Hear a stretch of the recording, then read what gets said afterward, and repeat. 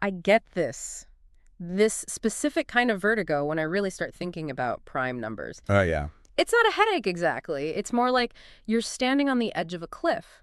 Because on the surface, primes are just these stubborn little rebels of mathematics. Right. They refuse to divide, they pop up randomly, they don't follow any of the nice, neat rules. It just looks like total chaos. It's got to be the oldest chaos in history. I mean, mathematicians have been staring at the number line for thousands of years trying to find a pattern. And finding mostly noise. Mostly just noise. It drives people crazy. But, and this is a big but, that is exactly why we're here today. We're looking at a stack of research that argues it isn't noise at all. Mm-hmm. We're doing a deep dive into a theory that claims prime numbers are not random, that they're actually nodes in a highly sophisticated, hidden geometric structure. It's a very bold claim.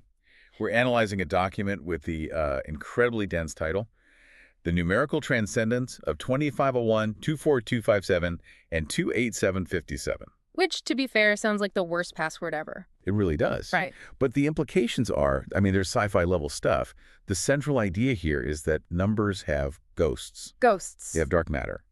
And if you know how to rotate them on a specific kind of wheel, you can find a hidden coordinate system that governs the universe. I love that. So our mission today is to see if we can actually crack this code. We need to get our heads around the Zara-Zeta system and this thing called the Plickta prime number cross. Right. Is this valid math, or is it just, staring at clouds until you see a bunny? That is the big question. But before we get to the specific numbers, which correspond to fire, air, and water, by the way, we have to build a toolkit. Okay. We need to define dark matter in this context, because when I first read that, I assumed we were going to space. Right. Me too. I was ready for astrophysics. But the source material defines it very, very differently. Completely differently. In the Zara-Zeta system, dark matter is the structural scaffolding of the number line. Scaffolding. Specifically, the numbers 2 and 3 and all their multiples. Wait, hold on. So the even numbers and the multiples of 3, that's the dark matter. Why? Those seem like the most normal numbers we have. They are normal, and that's the point. Think of it like a radio signal.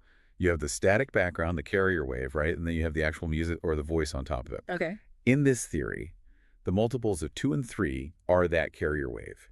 They're the background grid that holds the number system together. They create the space, or the matrix, that allows the prime numbers to even exist. Okay, that actually makes a lot of sense. So they're the bricks and mortar. The primes are, what? The windows, the people living in the house. The primes are the energy events. They're the anomalies that break the grid.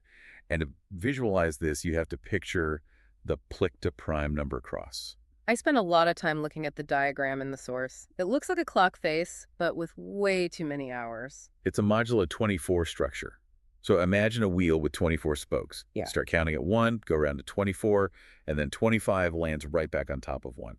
You just keep winding the number line around this wheel. Simple enough spiral, like winding a garden hose. Exactly. And here is the key takeaway, the big aha moment.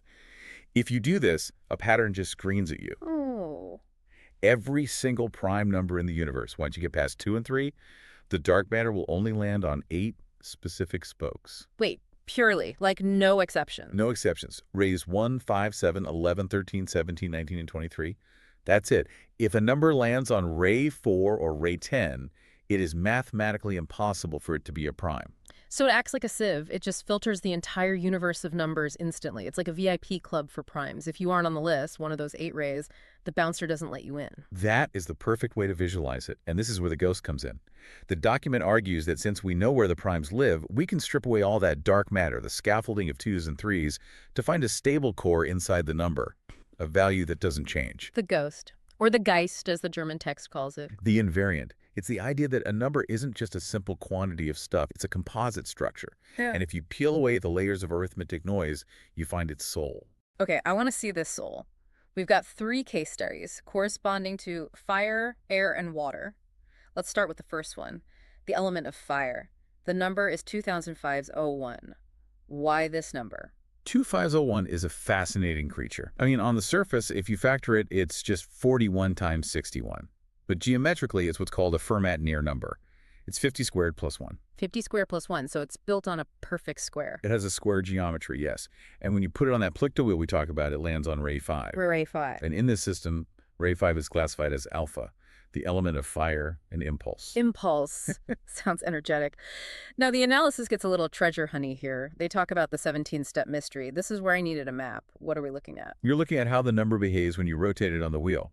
They analyzed the arms of this modular compass and found specific coordinate pairs where the number resonates. Think of it like tuning a guitar string until it stops buzzing and just hits that pure note. And they found these pure note coordinates. They did. They found a pair at 2255, 2501, and another at 2135, 2501. Now, don't worry about the specific numbers themselves. Worry about the distance between them. The gap. The gap. The document calls it 17 steps. Why is 17 important? I mean, aside from being a prime itself. Because it proves the structure isn't random. If you calculate the raw difference between those coordinate values, the maps comes out to exactly 120. 120 is 5 times 24. And 24 is the wheel. 24 is the wheel. So finding a gap of exactly 120 means these 17 steps are perfectly locked into the 24-ray structure. It's like finding a gear that fits perfectly into a machine. It just clicks. Okay, so we know 2501 fits the machine. Now, how do we find its ghost? How do we exercise the dark matter? We use recursive subtraction. This, for me, is the coolest part of the theory. We try to subtract these massive chunks of dark matter powers of 2 multiplied by 3 to see what's left. Okay, so can you walk us through the math on 2501? Like, make it visual for us. Okay. Imagine the number 2501 is a tall building. Right. We want to remove the floors that are just support structure. The source starts with a calculation. 965 plus 536 equals 2501. Now look at 1536. Right. That number is 3 times 2 to the power of 9. It's a huge block of dark matter. Okay, so we have the number, and we subtract that block. 965 minus 1536. That takes us into negative territory. Deep negative, it gives you minus 571. Okay, so that's one result. But now we change the scale. We go down an octave, you could say. Let's look at the breakdown minus 77 minus 768. Now, 768 is 3 times 2 to the power of 8. Yeah. It's the next chunk of dark matter down. And the result? Minus 571. It's the same number. It is the exact same number. You can change the octave of the dark matter you remove, but the core remainder, it stays stable at negative 571. That is the ghost of 2501. That is weirdly consistent. I would expect the remainder to change as you change the subtraction. Most people would. But here, the core holds. And because it stabilizes in the negative numbers, the system classifies 2501 as a negative system. On the surface, it's a positive integer, but its soul is sitting at negative 571. It's like it has a negative center of gravity. That's a great way to put it. It suggests a hidden equilibrium that pulls downward or inward. All right, let's flip the script then. Let's move from fire to air. The number 24257, this one feels different. Oh, very different. 24257.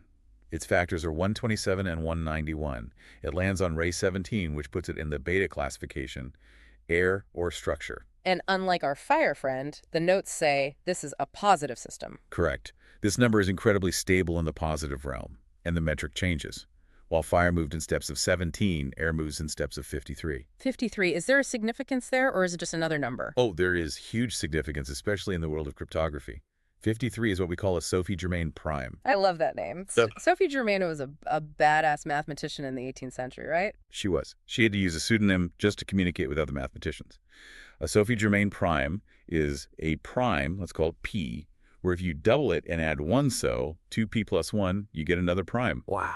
They're prized in security because they're mathematically tough. They don't break easily. So finding a 53-step metric embedded in this number implies structural integrity. It implies it's built like a tank. It's a fortress of a number. And when we hunt for the ghost of 24257, that stability shows up again. We do the same subtraction, peel away the dark matter. Same process. We peel away the layers. We take 12,288, which is 3 times 2 to the 12. We take 6,144, which is 3 times 2 to the 11. We keep subtracting these dark matter values from the number. And every time. Every single time. Yeah. The remainder is 319. 319, so that's the ghost of air. That is the ghost. But here is the whoa moment for this one. 319 is a composite number. It's 11 times 29. But check this relationship.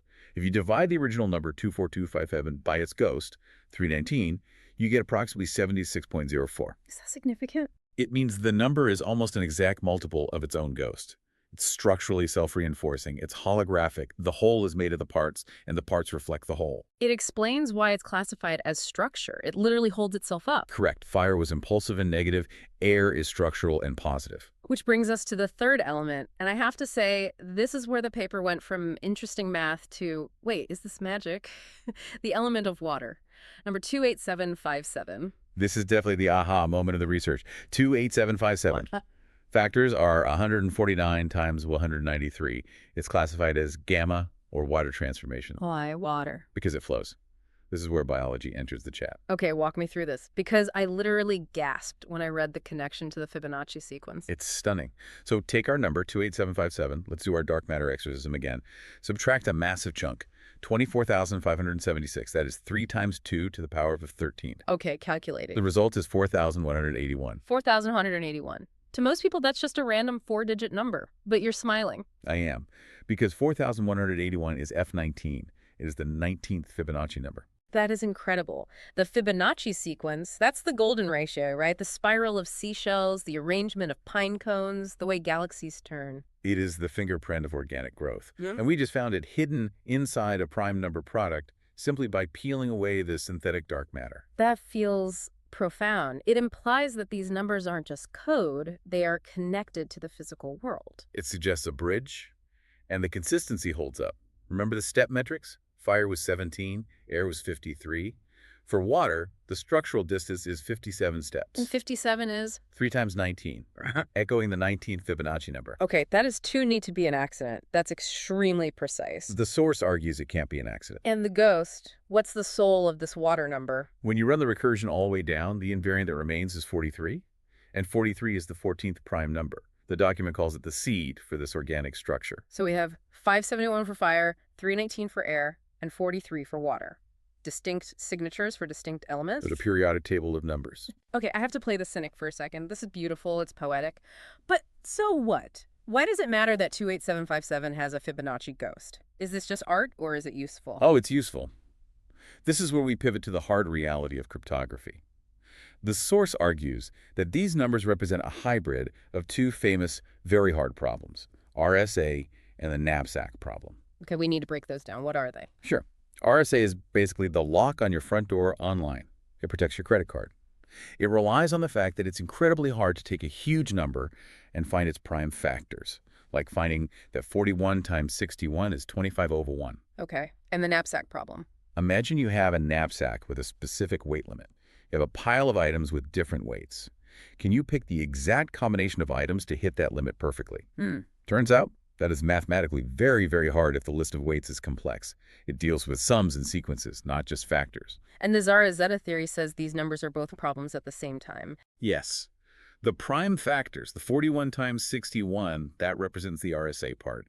But that recursive dark matter sequence we talked about, 1536, 768, 384, that acts like a super increasing sequence, which is the core of the knapsack problem. So if you want to break the code of these numbers, simply factoring them isn't enough. That's the implication. You might find the factors, but unless you also find the ghost, the correct rotational path of the Zara-Zeta compass, you can't unlock the data. It's a 2-key system. You need the physical key, which is the factors, and the combination code, which is the ghost. Exactly. And this is critical for the post-quantum era. Right, because quantum computers are coming. Right. And everyone is terrified they will crack standard RSA like an egg using something called Shor's algorithm. Shor's algorithm is great at finding periods in arithmetic, but this Zara-Zeta system adds a layer of geometry. You have to navigate the dark matter to find the invariant ghost. That might offer a kind of resistance that quantum algorithms aren't designed to handle yet. It adds a spatial dimension to a problem that was previously just, a flat number line. That's a great way to put it. Okay, I'm sold on the utility, Yeah. but I still have that voice in my head. We have a segment called Reality versus Apophenia. A necessary segment, always. Apophenia is when you see patterns in random data, like seeing a face on Mars or Jesus on a piece of toast. Is it possible that we are just forcing these numbers into a 24-spoke wheel and seeing what we want to see? I mean, if you torture numbers long enough, they'll confess to anything. It is a totally valid question. Anytime you manipulate numbers enough, you can make them spell your name. But the source addresses this. They argue the intersystem consistency is just too high for it to be apophenia. What's the smoking gun for that? For me, it's the mirror imaging. Remember those step Okay. metrics, 17, 53, and 57? Yeah. Those metrics hold true even when you look at the negative mirror images of the numbers. If you flip 2501 into the negative modular space, that 17-step distance is still there.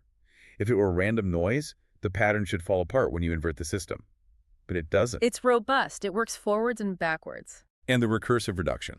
Mathematically, it is highly improbable, bordering on impossible, that you could subtract powers of 2 across different octaves and consistently land on the exact same remainder. Right.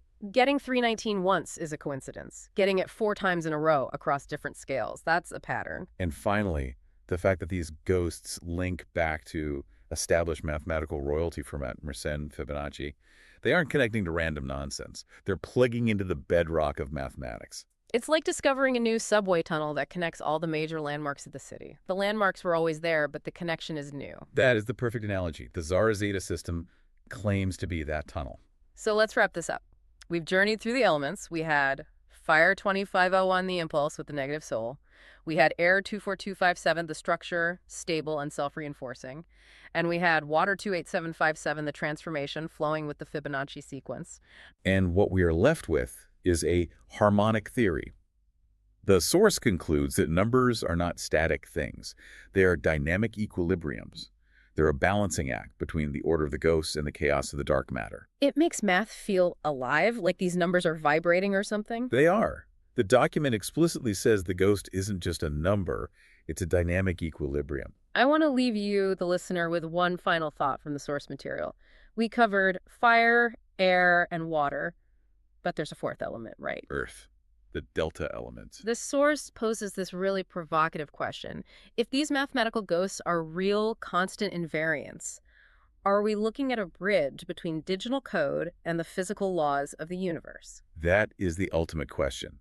If the Fibonacci sequence is hidden inside a prime number structure, does that mean the code that runs our computers is the same code that grows a flower? The fourth element implies manifestation, making it real. It suggests that every number might have a spirit just waiting to be calculated. And if we can find those spirits, we might understand the harmony of the universe a little bit better. Does your phone number have a ghost? Does your birthday have a spirit? I guess we'll need a Zara Zeta wheel to find out. We just might.